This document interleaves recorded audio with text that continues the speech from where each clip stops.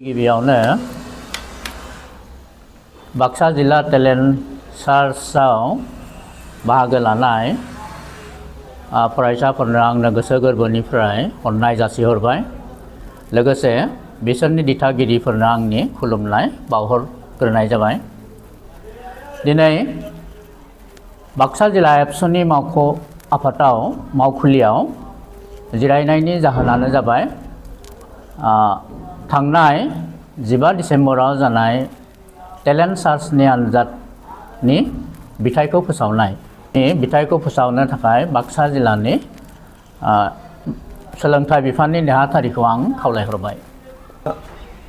दिनै बे समाव जोंनि बाक्सा जिल्ला दुलाराय बर' फरायसा आफादनि गाहाय मावख' मुगानि आगदारि बानेश्वर बसुमतारी न'फ्लांनिफ्राय थांनाय डिसेम्बर दाननि 15 खालाराव जे टेलेन्ट सार्च बा Baksa district junior talent search examination जानानै थांदोंमोन। बेनिनो फिथाइखौ बे आनजाद खुंफुं आफादनि मासिगिरि सार खुमखुम बसुमतारी बिथाङा आंखौ फोसावनो थाखाय खावलायदों। बे लेखायै जाय फरायसाफोरा बे टेलेन्ट सार्च आनजादखौ लिरदोंमोन गासै क्लास 7आव 1348 आरो क्लास 8आव 1176 आरो क्लास 7 आरो 8 लोगो नांनानै 2524 सा फरायसाफोरा गासै 25 आनजाद मिरुआव बे आनजादखौ लिरदोंमोन।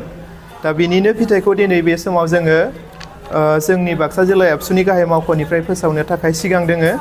जे फिथाइखौ जोङो जेसेबां फरायसाफोरा आनजादखौ लिरदों बेनिफ्रायनो टप 5 सायख'नाय जादों। सिगाङाव बेखौ जोङो आनजाद खुंफुं आफादनि जोहै सावरायनानै थि खालामखानाय जादोंमोन, इन्सट्राक्सन हरखादोंमोन। बे लेखायै दिनै टप 5 जोङो बेखौ फोसावनो सिगांबाय।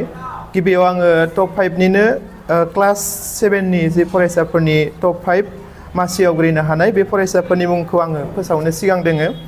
जे क्लास 7नि टप 5निनो फार्स्ट पजिशनखौ मोननो हादों बिबुंसार गयारि सालबारि हायार सेकेन्डारि स्कुलनिफ्राय। गासै बियो 86 जौखोन्दो मोननो हादों गेजेर बिसनि आनसलिकनिफ्राय।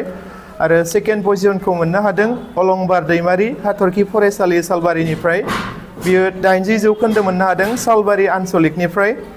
आरो क्लास 7निनो थार्ड पजिशनखौ मोननो हादों जौतिस बसुमतारिया। बियो बिरगोस्रि गार्ल्स एमइ स्कुलनिफ्राय गासै 78 जौखोन्दो मोननो हादों बियो राबां आनसलिकनिफ्राय। आरो ब्रैथि पजिशनखौ मोननो हादों कृतिमा गयारि सिजौ एकाडेमि केशव नोगोरनिफ्राय। बियो 76 जौखोन्दो मोननो हादों सिके आनसलिकनिफ्राय। आरो बाथि पजिशनखौ मोननो हादों सानसुमि बसुमतारिया हाथरखि फरायसालि सालबारिनिफ्राय 74 जौखोन्दो मोननो हादों बियो। बिनि दख'राया रुपहि। बेनि उनाव थाखो 8नि जे टप 5 फरायसाफोरनि लिस्ट, बे लिस्टआव फैनाय बा टप 5आव मासि आवग्रिनो हानाय बा जायगा आवग्रिनो हानाय फरायसाफोरनि फारिलाइखौ आङो फरायनो थाखाय सिगां दोङो। टप 5निनो फार्स्ट पजिशनखौ मोननो हादों क्रिस्टि लाहारि हाथरखि फरायसालि सालबारिनिफ्राय। गासै 84 जौखोन्दो मोननो हादों बियो हस्तिनापुर बिजनि मौजा आनसलिकनिफ्राय। आरो नैथि पजिशनखौ मोननो हादों दिप्ति मनिराम सियारिया बाथौ आश्रम गोजौ फरायसालि मेदाखातनिफ्राय। 78 जौखोन्दो मोननो हादों दक्षिण बाक्सा आनसलिकनि बियो। थामथि पजिशनखौ मोननो हादों हरजित बसुमतारिया हाथरखि फरायसालि सालबारिनिफ्राय। 77 जौखोन्दो मोननो हादों बियो रुपहि आनसलिकनिफ्राय।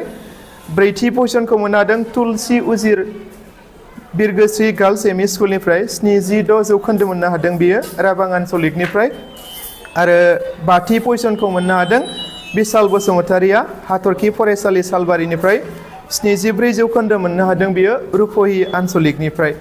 दा दिनै जाय फरायसाफोरा थांनाय 15 डिसेम्बर खालाराव टेलेन्ट सार्च एग्जामखौ लिरबाय आरो लिरनानै टप 5 मासि आवग्रिनो हाबाय, बिथां फरायसामोन साफ्रोमनिसिमबो बाक्सा जिल्ला दुलाराय बर' फरायसा आफाद आरो Baksa district junior talent search examination बर्डनि जानानै आङो साफ्रोमबो फरायसाफोरनिसिम कंग्रेचुलेसन जासिहरबाय।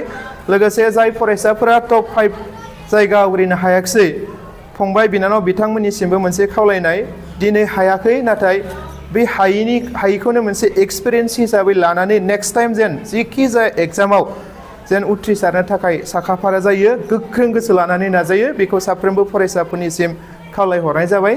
लोगोसे जोङो दिनै टेलेन्ट सार्च एग्जाम आनजादखौ खुंनानै बेनिफ्राय मोनसे एसेसमेन्ट खालामनो हादों जे माबे ओनसोलनि माबे फरायसालिनि फरायसाफोरा जे दिनैनि बादायलायनायनि जुगजों बादायलांफानो थाखाय बेसेबां सांग्रां जोंनि फोरोंगुरुफोरा, जोंनि गार्जेनफोरा, जोंनि ओनसोलनि सुबुंफोरा जे फरायसाफोरखौ गोग्गो सोलोंथाइ लाहोनायाव बेसेबां सांग्रां बेनि एसेसमेन्टखौ जोङो टेलेन्ट सार्च आनजाद खुंनायनि जोहै मोनथिनानै मोनबाय।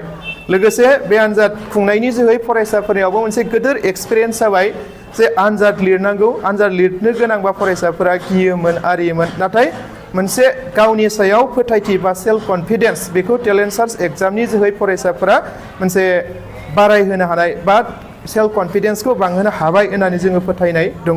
आरो जाय फरायसाफोरा दिनै टेलेन्ट सार्च आनजादखौ लिरनानै उथ्रिसार जानो हाबाय बै फरायसाफोरखौ जोङो 20थि बाक्सा जिल्ला दुलाराय बर' फरायसा आफादनि बोसोरसालिया जथुम्मा जायनोखि सालबारि कलेजनि फिल्डआव जानो थांगासिनो दं फैगौ 2025 मायथाइनि जानुवारि दाननि 2, 3, 4 आरो 5 खालाराव बेवहायनो बै फरायसाफोरखौ जोङो बरायनाय आरो मान बावनाय जागोन।